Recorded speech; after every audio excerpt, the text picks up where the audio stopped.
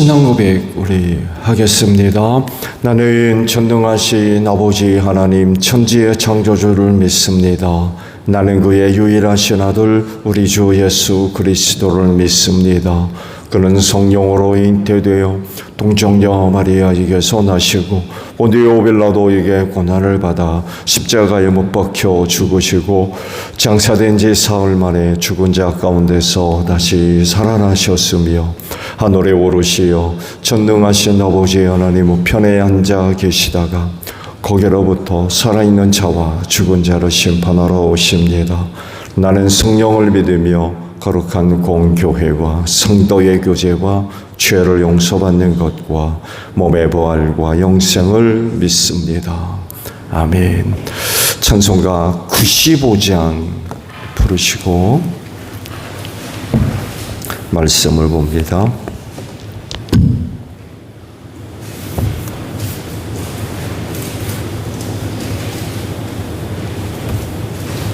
찬송가 95장이에요.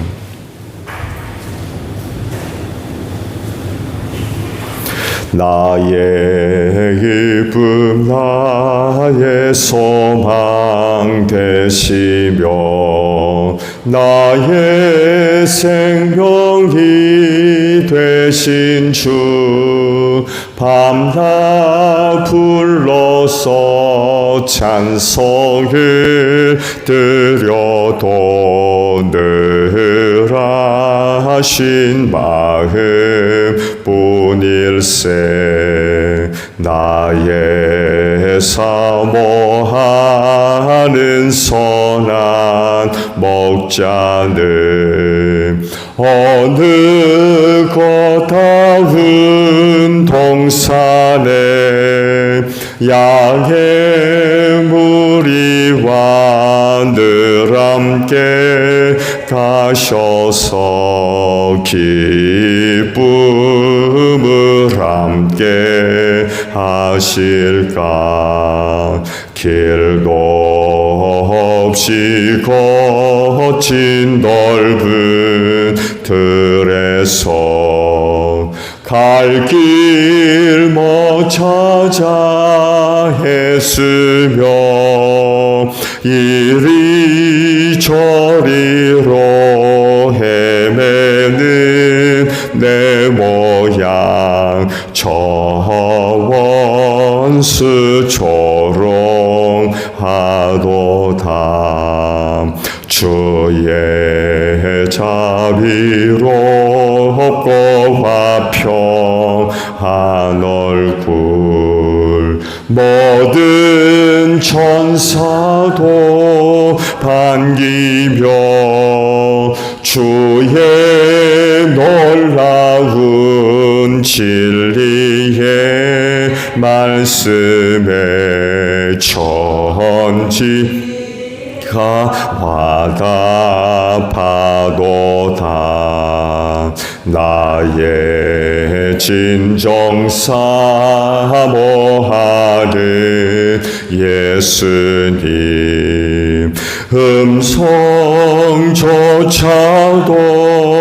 반갑고 나의 생명과 나의 참 소망은 오직 주 예수 뿐일세. 아멘. 말씀을 봅니다. 에스겔서 29장 1절에서 16절까지 있는 말씀이에요. 제 10년 열째 달 12일에 주님께서 나에게 말씀하셨다. 사람아, 너는 이집트 왕 바로에게 예언하여라. 바로와 전 이집트를 규탄하여 예언하여라. 너는 이렇게 말하여 전하라. 나주 하나님이 말한다. 이집트 왕 바로야, 내가 너를 치겠다. 나일강 가운데에 누운 커다란 악어야, 네가 나일강을 네 것이라고 하고 네가 만든 것이라고 한다마는 내가 갈고리로 내 아가미를 꿰고 내 강의 물고기들이 내 바늘에 달라붙게 해서 내 비늘 속에 달라붙은 강의 모든 물고기와 함께 너를 강 한복판에서 끌어내서 너와 물고기를 다 함께 멀리 사막에다 던져버릴 것이니 너는 허허 벌판에 나둥그러질 것이다. 내가 너를 들짐승과 공중의 새에게 먹이로 주었으니 다시는 너를 주워오거나 거두어 오는 사람이 없을 것이다. 그때야 비로소 이집트에 사는 모든 사람이 내가 주인 줄 알게 될 것이다. 너는 이스라엘 족속을 속이는 갈대 지방이 밖에 되지 못하였다.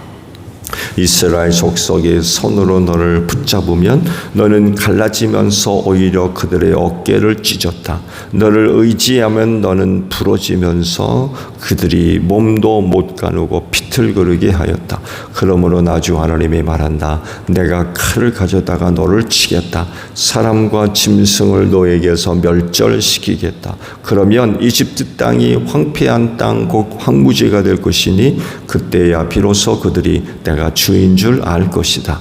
네가 말하기를 나일강은 네 곳이고 네가 만들었다고 하였으니 내가 너와 네 강을 쳐서 이집트 땅을 믹돌에서부터 수에네까지와 에티오피아의 국경선에 이르기까지 황폐한 땅 곧 황무지로 만들어버리겠다. 그 땅에는 사람의 발길도 끊어지고 들짐승까지 그 땅으로는 다 지나다니지도 않을 것이다. 그래서 40년 동안 사는 사람이 없을 것이다.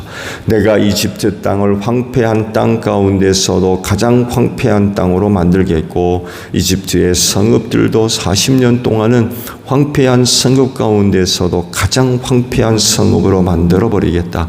나는 이집트 사람들을 여러 민족 속에 흩어놓고 여러 나라 속에 헤쳐놓겠다. 나주 하나님이 말한다. 40년이 지나면 여러 민족 속에 흩어져 있는 이집트 사람을 내가 다시 이집트 땅으로 모아들이겠다. 내가 포로가 된 사람들을 이집트로 돌아가게 하여 그들의 고향 땅 곧 상 이집트 땅으로 내가 그들을 데려다 놓겠다. 그들은 거기에서 힘없는 나라밖에 되지 못할 것이다. 나라들 가운데서 가장 힘없는 나라가 되어서 다시는 다른 민족들보다 높아지지 못할 것이다. 내가 그들을 작게 만들어서 그들이 다른 백성들을 다스릴 수 없게 하겠다. 이집트는 다시는 이스라엘 족속이 의지할 나라가 되지 못할 것이다. 이스라엘은 이집트가 당한 것을 보고서 이집트에 의지하려 한 것이 얼마나 잘못된 것인가를 상기하고 그때야 비로소 그들이 내가 주 하나님인 줄 알 것이다. 아멘. 오늘 아침은요 7절에 있는 말씀을 함께 보려고 합니다. 이스라엘 족속이 손으로 너를 붙잡으면 너는 갈라지면서 오히려 그들의 어깨를 찢었다. 너를 의지하면 너는 부러지면서 그들이 몸도 못 가누고 비틀거리게 하였다라는 말씀입니다. 오늘 아침에 보신 말씀들은 이집트에 대한 하나님의 심판의 그런 그 말씀들입니다. 이집트와 관련된 그런 그 말씀들이지만 그 말씀들을 자세하게 들여다보게 되면 당시 이스라엘 남유다죠. 어떻게 그 위기 가운데서 처신했었는가를 우리가 또 발견하게 됩니다. 이집트는 당대 최고의 문명과 또 최고의 강대국 중에 하나였죠. 나일강을 끼고 엄청난 그런 그 부와 또 명예를 자랑했던 그런 나라였습니다. 그래서 팔레스틴을 중심으로 해서 가나안 땅이죠. 남쪽 세력 곧 이집트죠. 이집트 세력이 강력한 그런 그 문화와 문명을 자랑하게 되면 팔레스틴을 거쳐서 북쪽에 있는 지역들을 이제 공격한다고 할까요? 또 북쪽에 있는 세력들, 특히 그 유프라테스와 그쪽 세력들이 또 문명을 자랑하고 강력한 국가로 자랑하게 되면 유프라테스와 티그리스 강을 중심으로 한 세력들이 팔레스틴을 거쳐서 남쪽으로 세력을 확대하는 이런 그 모습들을 보여왔어요. 그래서 유프라테스 강, 티그리스 강을 이어서 가나안에 거쳐서 나일강까지 비옥한 초생딸 지역이라고 불리우는 그런 그 문명 지역을 이루었죠. 근데 그 가운데 팔레스틴 지역이 가운데 그런 그 위치하고 있어가지고 늘 그렇게 북쪽 세력이나 남쪽 세력들로부터 공격을 받아서 상당히 많은 그런 그 전쟁과 또 많은 그런 그 어려운 일들을 겪었죠. 그 가운데 이제 이스라엘이 위치하고 있었습니다. 다른 어떤 지역들과 비교해 보았을 때 그 가나안 지역은 상대적으로 상당히 좀 부족한, 열악한 그런 그 위치에 있었죠. 그래서 어느 쪽에 붙을 거냐? 북쪽 세력이 강력해지게 되면 당연히 팔레스틴 지역으로 진입해 들어왔거든요. 그러다 보게 되면 남쪽에 이집트를 의지했고, 또 이집트 세력이 강력해서 팔레스틴 지역을 쳐돌아오게 되면 북쪽에 있는 세력들과 결탁을 하고, 이런 그 모습들을 보여주게 됩니다. 오늘 주신 말씀은 바로 그거예요. 북쪽 세력들이 강력해졌을 때에 남쪽 세력, 곧 이집트와 손잡고 북쪽 세력들을 막아내려고 하는 이런 그 모습들, 물론 지극히 정치적이죠. 지극히 정치적인 그런 그 방법들로 어려운 문제들을 해결해 보고자 하는 그런 그 모습들을 보여주게 되죠. 근데 그게 과연 옳은 결정이냐? 이스라엘 백성들이 보여야 할 바른 그런 그 모습이냐라고 할 때 그게 아니라는 것을 지금 이제 말씀을 해주고 계십니다. 말씀을 드린 대로 이집트는 뭐 당대 최고의 문명과 강력한 국력을 갖고 있던 그런 그 나라였죠. 그래서 남유다가 북쪽 세력, 바벨로니아죠. 바벨론 제국. 바벨론 제국이 급격하게 세력을 키우면서 남쪽으로 이제 세력을 확장해 내려오니까 이 남유다가 감당을 못하는 거예요. 바벨론이 너무 강력하니까 이건 남유다가 갖고 있는 힘 가지고는 이건 뭐 감당이 안 되는 거예요. 그럼 이걸 어떻게 해결할 거냐라고 이제 당연히 이제 이집트를 의지할 수밖에 없었던 거죠. 근데 이집트도요, 나름 당대 최고의 강력한 국가였지만 바벨론을 막아낼 힘이 없었어요. 그러니까 당연히 남유다도 보호를 못 해줄 수밖에 없죠. 지켜줄 수가 없는 거예요. 결국 이스라엘은 헛된 걸 의지하게 된 거죠. 그래서 오늘 말씀도 보게 되면 갈대라고 표현했어요. 갈대. 이집트를 갈대로. 갈대가 무슨 힘이 있어요? 표면적으로 보게 되면 그래도 단단해 보이지만 실질적으로 뭔가를 좀 해보려고 그러면 이거 뭐 갈대는 뭐 아무런 힘도 발휘를 못하는 거죠. 그러다 보니까 그 갈대와 같은 이집트를 의지했던 남유다는 이건 뭐 결국 바벨론 제국에 쫄딱 망하는 그런 그 일을 겪을 수밖에 없었던 거죠. 더 큰 위기를 맞이할 수밖에 없습니다. 결국에는 바벨론에 의해서 남유다가 망해버리죠. 그리고 70년 동안 포로 생활을 하게 되는 그런 그 모습들을 보여주게 됩니다.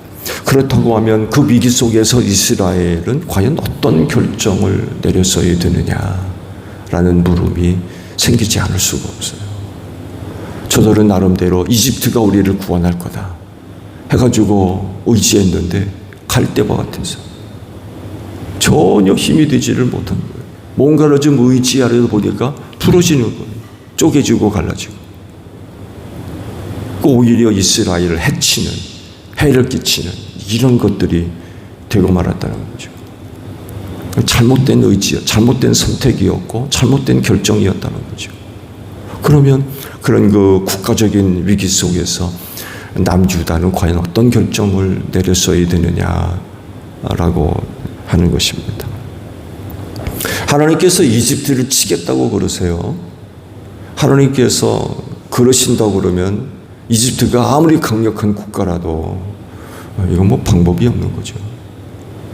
하나님께서 그들을 치겠다고 그러면 이거 뭐 그들도 방법이 없는 거죠. 하나님께서 이집트를 치셔가지고 전부 뿔뿔이 흩어 놓겠다고 그러죠. 40년 동안 아무도 살지 못하는 그런 곳으로 만들어 버리겠다. 그런 다음에 다시금 그들을 불러 모아서 상이집트로 그들을 옮겨 놓겠다. 이 나일강을 중심으로 해서 상류 쪽에 해당되는 지역입니다. 상이집트가. 하이집트는 나일강 하류에 해당하는 그런 곳이죠. 40년이 지난 뒤에 그들을 불러 모아다가 상이집트로 옮겨 놓겠다라고 그런 그 말씀을 하십니다. 그렇지만 힘없는 나라가 될 거다. 이전에서 비교해 보았을 땐 이거 뭐 전혀 힘없는 무력한 그런 그 나라가 될 것이라고 그러죠. 그래서 이스라엘이 다시는 이집트를 의지하지 못하게 할 거다. 전에는 가장 강력한 국가가 돼서 그들을 의지할 만 했었는데 이제는 의지할 나라가 되지 못할 거다. 그런 그 말씀을 하시죠. 가장 힘없는 나라가 되고 다른 민족보다 높아지지 못할 것이며 그들을 작게 만드시고 다른 백성을 다스리지 못하게 할 거다. 하나님께서 이집트를 심판하셔가지고 이렇게 만들 거다 라고 말씀을 하십니다. 이전에 이집트가 자랑했던 문명, 강력한 어떤 국가적인 힘 완전히 다 잃어버린 거죠. 완전히. 한때 자기 구원을 위해 이집트가 그래도 힘이 될 줄 알았는데 하나님의 진노를 받아서 이렇게 될 거라는 거죠. 이렇게 될 나라를 의지했다는 것 자체가 당시 남유다로서는 참 어처구니 없는 그런 결정이었다는 거죠. 하나님으로부터 진노를 받아가지고 이렇게 될 나라였다고 그러면 과연 이집트를 의지한다고 했던 그런 결정이 옳은 거였냐 라는 물음이 생기지 않을 수가 없는 거죠. 이렇게 될 것이라고 그러면 잘못된 선택이었던 거죠. 결국 이집트를 의지했다는 건 그건 대단히 잘못된 결정이었다는 거예요. 이런 일들이 이스라엘에게만 일어난 걸까요? 이스라엘. 그렇지가 않다는 거죠.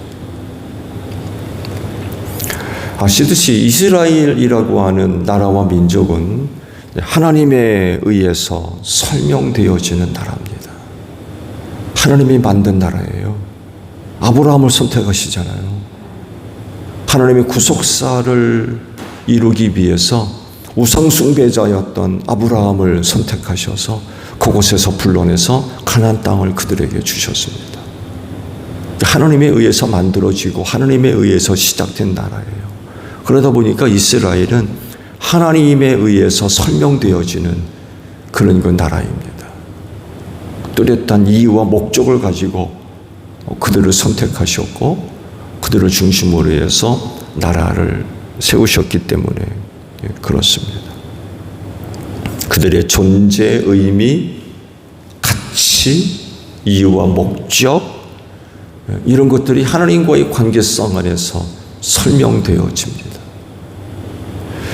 그렇다고 하면 하나님과의 관계가 어때야 되겠습니까?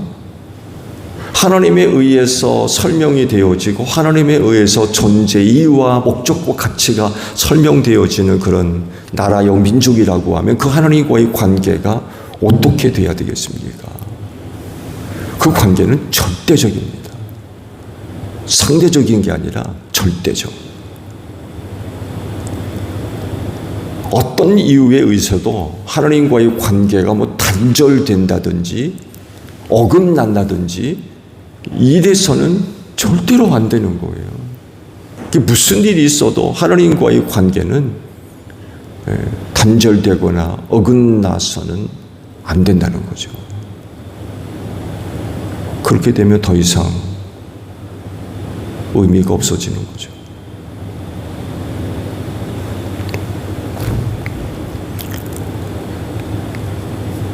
이것을 누구보다도 하나님이 먼저 잘 아세요. 당신께서 뜻을 이루시려고 선택했기 때문에 이거 너무나도 잘 아세요. 그러다 보니까 포기하지 않으십니다. 이스라엘을 포기하지 않아요. 그러니까 이스라엘과의 관계를 끊으려고 하지 않으십니다. 어떻게든 그들과의 관계를 이어가려고 그러세요. 그 관계는 지금까지도 계속 이어지고 있는 줄로 믿습니다. 그래서 하시는 말씀도 이 마지막 때 이루어질 일 가운데 하나가 이스라엘의 회복이거든요. 지금은 저렇게 두고 계시지만 때가 이르면 반드시 회복시켜 주실 거라는 거죠. 왜 하나님께서 이런 관계를 끊어버리지 아니하시고 지금까지 앞으로도 이어갈 것이냐라고 할 때 하나님이 선택하셨기 때문에 그래요. 그러잖아요. 나는 그들이 하나님이 될 거다. 그들은 나의 백성이 되고. 이 관계를 하나님이 철저하게 지키시는 거죠. 근데 문제가 뭐예요? 이스라엘의 문제예요. 하나님과의 관계는 하나님에게서는 아무런 문제가 없어요. 어떻게든 하나님은 관계를 이어가려고 하시기 때문에. 근데 문제는 이스라엘이에요. 시간이 흐르면서 그들은 하나님을 버립니다. 하나님을 잊어버리고 하나님 대신에 우상 섬깁니다. 하나님을 의지할 자들이 하나님을 의지하지 않고 강대국을 의지하기 시작합니다. 그게 이제 오늘 이집트와의 관계입니다. 하나님 대신에 우상 섬기죠. 말씀에 순종하는 대신에 이방 나라의 관습을 쫓아갑니다. 하나님이 없는 백성들이 되어버린 거예요. 하나님은 여전히 저들과 관계를 맺으시는데 그들은 뭐 그런 하나님을 모른다고 그러고 말씀 버리고 그렇게 사는 거죠. 그 결과가 뭐예요? 나라가 망하는 것입니다. 아시듯이 북이스라엘이 열 지파죠. 아시리아 제국에 의해서 망해버립니다. 그러면서 10지파가 없어져 버렸어요. 뿔뿔이 흩어지면서 없어졌어요. 그나마 다윗과도 약속 때문에 하나님께서 남유다를 그래도 끝까지 남겨두셨다가 결국 남유다도 말기에 이르러서 하나님 버리고 우상 숭배하고 율법 버리고 이방인 쫓아가고 그러다가 결국 바빌론 제국에 의해서 나라가 망하는 그리고 70년 포로 생활을 하게 되는 이런 그 과정들을 거치게 되죠. 이런 위기 속에서 그들은 당연히 하나님을 찾지 않습니다. 하나님은 저들의 구원자임에도 불구하고 하나님 찾지 않습니다. 하나님을 의지하지 않습니다. 오히려 강대국 이집트를 의지합니다. 바벨론 세력이 확장해 내려오니까 막을 방법은 없고 그 유일한 방법은 이집트가 손잡는 방법밖에 없었던 거예요. 근데 그렇다고 해서 그들이 보호를 받았느냐? 그들도 갈대였다는 거예요. 전혀 힘이 되지 못하는 그런 나라였던 거죠. 그러면 그들이 위기 속에서 과연 어떤 결정을 내렸어야 되느냐라고 했을 때 그들에게 보냄받은 예언자들의 메시지 속에서 그 해답을 우리가 찾아볼 수가 있습니다. 하나님께서 그 백성들을 구원하시려고 많은 종들을 보내십니다. 그들이 한결같이 선포된 내용의 공통점이 뭐예요? 회개하고 하나님께로 돌아와라. 그거였어요. 회개하고 하나님께로 돌아와라. 그러면 너희가 고침받고 그래서 너희가 구원받을 거라고. 근데 그 백성들이 듣습니까? 안 듣습니다. 그런 이야기 한다고 하나님이 보낸 종들을 때리고 옥에 가두고 죽이고 협박하고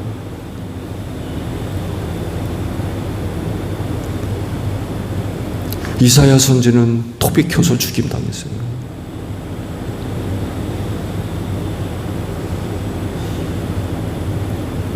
참 안타까운 일이죠.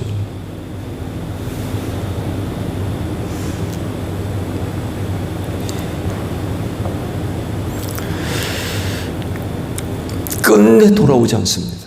북이스라엘도 그렇고 남유다 그렇고 끝내 돌아오지 않습니다. 하나님이 보시기에 얼마나 속이 상하세요? 그래서 이사야 선지를 통해서 이런 그 말씀까지 하시죠. 예수님이 비유로 말씀하시는 이유를 설명할 때에 이사야 선지의 그 말씀을 인용하셨죠. 보아도 보지 못하게 하시고 들어도 못 듣게 하시고 돌이켜 그 마음이 고침받지 못하게 하셨대요.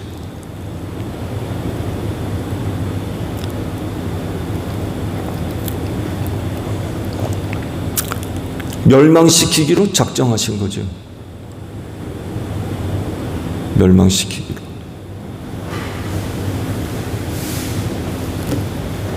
근데 결국 남주당하죠.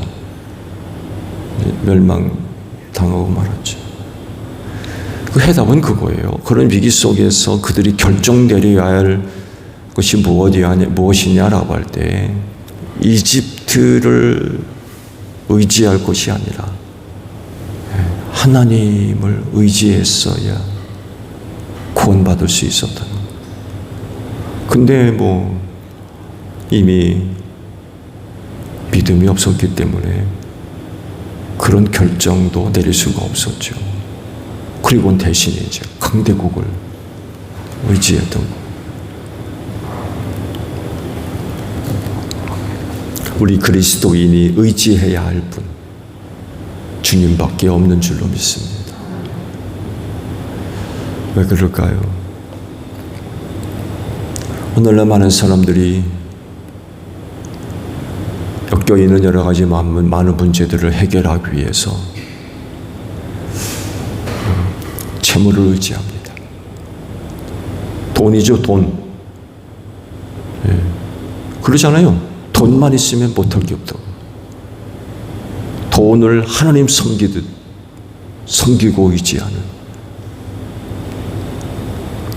그 돈의 영향력이 얼마나 크면 신앙생활하는 사람들의 신앙까지도 영향을 줍니다.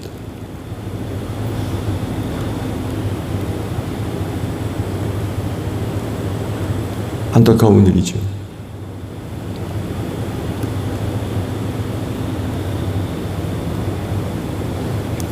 그리스도인이 이 마지막 때 구원을 위하여서 의지해야 할 분, 그건 결코 많은 돈이 아닙니다. 힘 있는 어떤 사람,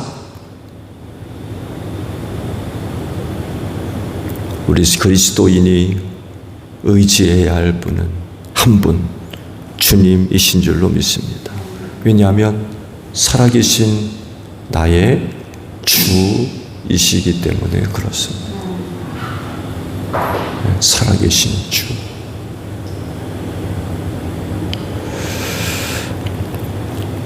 그럴진데 주님 의지하며 사시는 여러분들 되시기를 바랍니다. 그분께서 틀림없이 우리를 붙들어 주시고 지켜주시고 인도하시며 채워주시고 공급해주시는 그런 그 은혜가 있는 줄로 믿습니다. 네. 너희는 먹고 마시고 입을 것으로 인하여 염려하지 말아라. 이는 다 이방인들이 구하는 거라면서. 그러면서 너희는 먼저 그의 나라와 그의 의를 구하라. 하나님 의지하라는 얘기예요. 이스라엘 백성들이 그와 같은 예를 잘 보여주잖아요.